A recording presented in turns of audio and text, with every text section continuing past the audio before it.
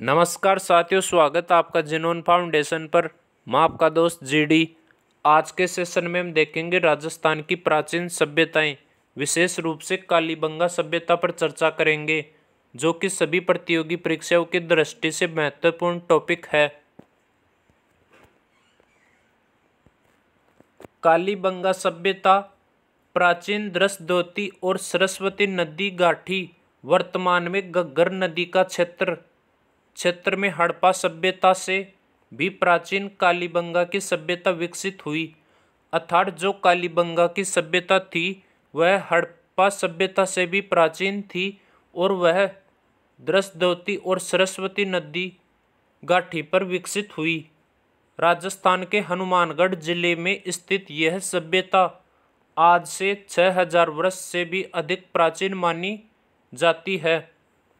अर्थात जो कालीबंगा सभ्यता है वह सभ्यता हनुमानगढ़ जिले में विकसित हुई और यह सभ्यता आज से लगभग 6000 वर्ष पूर्व विकसित हुई। इस स्थल का कालीबंगा नाम यहाँ से खुदाई के दौरान प्राप्त काली चूड़ियों के कारण पड़ा है, क्योंकि पंजाबी भाषा में बंगा का अर्थ चूड़ियाँ होता है। अर्थात जो कालीबंगा है यह नाम यहाँ से खुदाई की गई चूड़ियों के कारण पड़ा है। वह चूड़ियाँ काले रंग की थी और पंजाबी भाषा में चूड़ी को बंगा कहा गया है।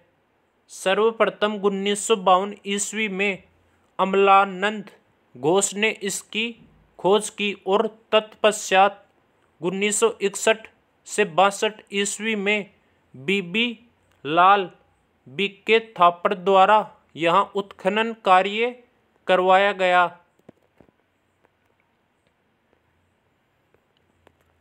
उत्खनन में सभ्यता के 5 स्तर सामने आए हैं। प्रथम 2 स्तर हड़प्पा सभ्यता से भी प्राचीन है, वहीं तीसरे, चौथे, 5वें स्तर सामग्री हड़प्पा सभ्यता की सामग्री के समकाल और समकालीन है।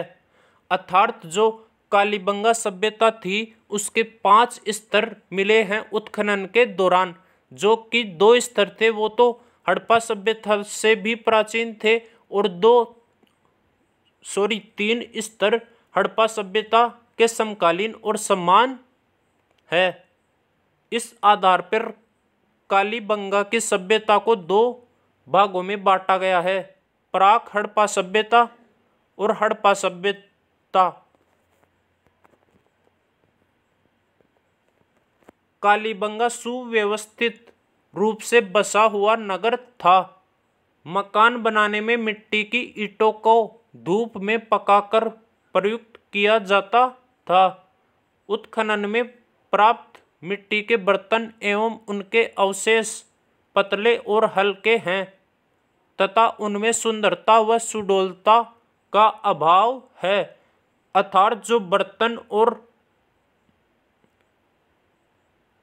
बर्तनों के अवशेष है वो सुंदरता और सुडौलता का अभाव रखते हैं। अर्थात उनमें कोई सुंदरता या सुडौलता देखने को नहीं मिली।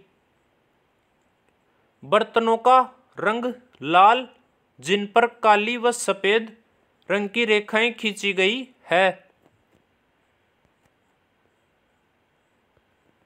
यहाँ से जूते हुए खेत के साक्ष्य मिले हैं। ऐसा अनुमान है कि लोग एक ही खेत में 2 फसलें उगाते थे। कालीबंगा से मिले कब्रिस्तान से यहाँ के निवासियों की संवादान पद्धतियों की जानकारी मिली है। अर्थात जो कालीबंगा से संवादान मिला है उस संवादान के कारण कब्रिस्तान मिला है, तो उस कब्रिस्तान को देखकर यह अनुमान लगाया जा सकता है कि कालीबंगा सभ्यता के दौरान संवादान पद्धतियां का कार्यक्रम किया जाता था। साथ ही एक बच्चे के कंकाल की खोपड़ी में 6 छिद्र मिले हैं, जिसे मस्तिष्क शोथ की बीमारी के इलाज का प्रमाण माना जाता है।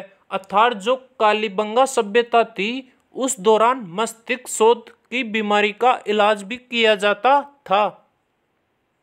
यहाँ से प्राप्त खिलौने, बैलगाड़ी, हवन कुंड, लकड़ी की नाली व बेलनाकार मोहर का हड़प्पा सभ्यता में अपना विशिष्ट स्थान है।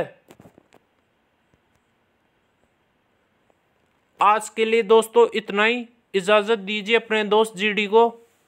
दोस्तों अभी तक आपने चैनल को सब्सक्राइब नहीं किया तो सब्सक्राइब ज़रूर करें। जय हिंद दोस्तों।